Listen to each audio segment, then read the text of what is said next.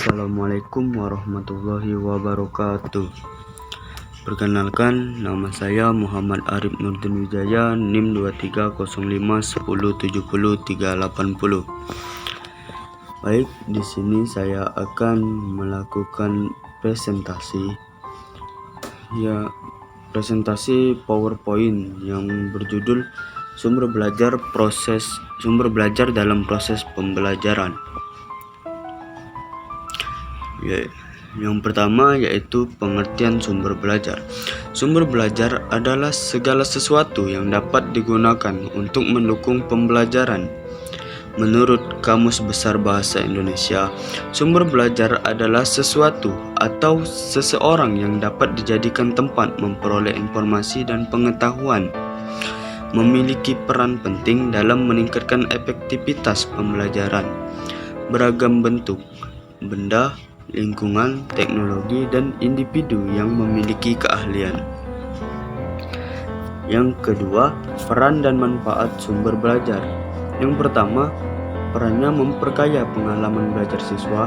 Yang kedua, membantu mencapai tujuan pembelajaran dengan lebih efektif. Yang ketiga, meningkatkan kualitas pembelajaran, baik formal maupun informal. Yang keempat, menyelesaikan dengan berbagai gaya belajar siswa. Yang kelima, meningkatkan motivasi dan keterlibatan siswa dalam pembelajaran. Selanjutnya, klasifikasi sumber belajar menurut Edgar Dale. Yang pertama, lingkungan, seperti alam sekitar, batu, tumbuhan, dan sungai. Yang kedua, perpustakaan, contohnya buku, jurnal, dan laporan penelitian. Yang ketiga, media cetak atau koran, majalah. Yang keempat, narasumber, seperti praktisi, seperti petani, polisi, dan dokter. Yang kelima, karya siswa, seperti lukisan, peta, dan hasil proyek siswa. Yang keenam, media elektronik, contohnya komputer, TV, radio, dan internet. Selanjutnya, langkah-langkah pemanfaatan sumber belajar. Yang pertama, identifikasi kebutuhan, menentukan sumber belajar yang dibutuhkan. Yang kedua, inventarisasi sumber yang tersedia, sebagai mengidentifikasi sumber yang ada di sekolah dan luar sekolah. Yang ketiga, penggolongan sumber belajar, menentukan mana yang sudah ada dan mana yang perlu diadakan.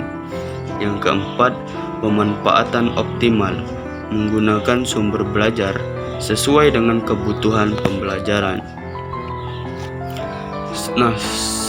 Selanjutnya, keunggulan pemanfaatan sumber belajar.